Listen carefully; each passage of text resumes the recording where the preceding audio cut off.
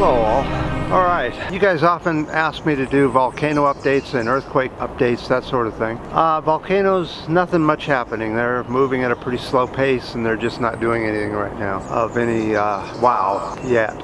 So let's go over to earthquakes. There's a new scientific study has taken place and has been released, and what it is what they found about earthquakes here in California in the US. What they have found that both the North American plate and the Pacific plate are grinding sort of past each other, going slightly different angles from each other. And let's go over to the board and let me show you this.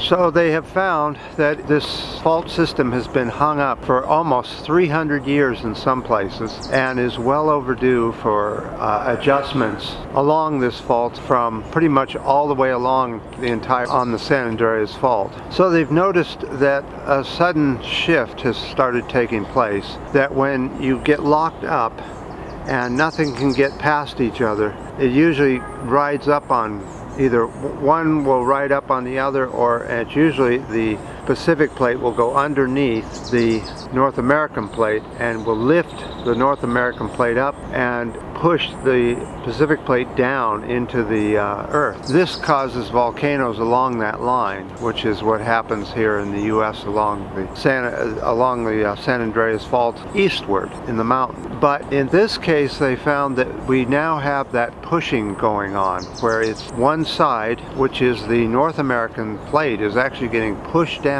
and the Pacific plate is being pushed up against each other. In the Southern California area between Monterey County and Imperial County, they're seeing a lot of this deformation, and it's rapidly happening. So a major earthquake up to a 7.8 is expected in that area any time now. Everything's ready, and what happens is one will go high, one will go low until it finally gives, and the one that's being pushed down will go ahead and go underneath the other one. And then later on they'll have more earthquakes of like 7.8, because the one will pop back up from the pressure of the other one releasing. It's pretty frightening what they're saying here in California where I live. San Francisco is also under threat because it's been locked up here for over 100 years, pretty much. It slid a little bit to the south here back in 1989, called the Loma Prieta earthquake. But since then there hasn't been anything, and there's been very little activity really at all, and it's just completely locked up.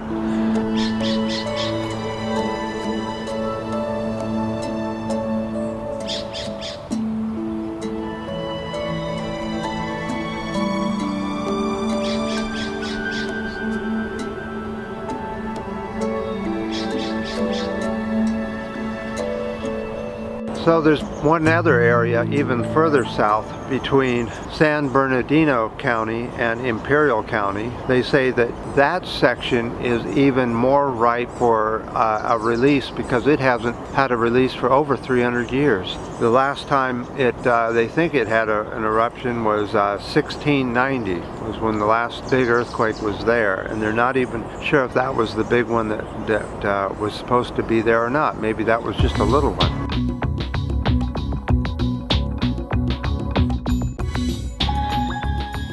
So the question is, how fast are these plates moving past each other? Because they do move at a continuous rate of 3/4 of an inch a year. Some places it's only 1/4 of an inch, but we'll just go with the 3/4 just to round things out, make it simpler without having to, because as you know, the earth isn't like a machine, it's more fluid than that. And so let's just take the 3/4 of an inch.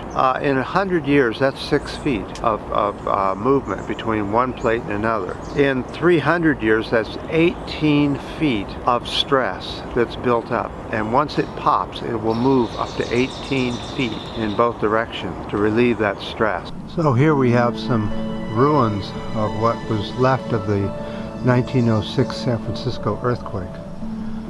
They are still here to this very day.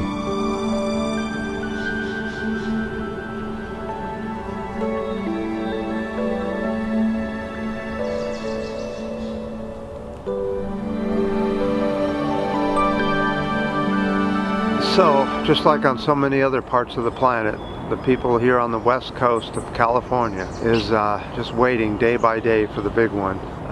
Hopefully it doesn't come in our lifetime. It's always the hope, but pretty chancy thing that it will happen pretty soon. And we're not really sure what will happen, let's say, if the large San Bernardino part of the fault erupts, let's say a 7.8 or even higher, and will that cause multiple eruptions on up the San Andreas Fault all the way up to Washington State. The experts aren't really sure. They say that's a possibility.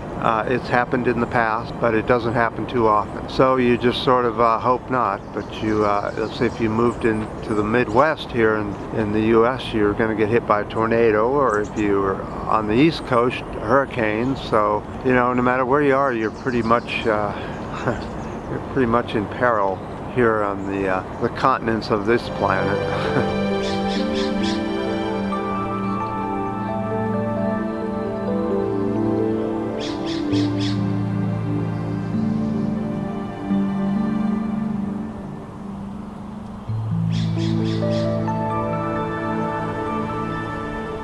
Alright, so there's your update on what has been happening in earthquake science. And let me know what's happening with your area. I haven't put much effort into what's happening with the fracking earthquakes. Of course, they just, you know, you put enough pressure underground in it, you're going to get some rock splitting and fracturing all the way up, causing small earthquakes. So that's pretty much what's happening there. And the more they frack, the more earthquakes are happening. Just ask Oklahoma City. So if you happen to live in a fracking zone or an earthquake zone, let me know what your situation is there.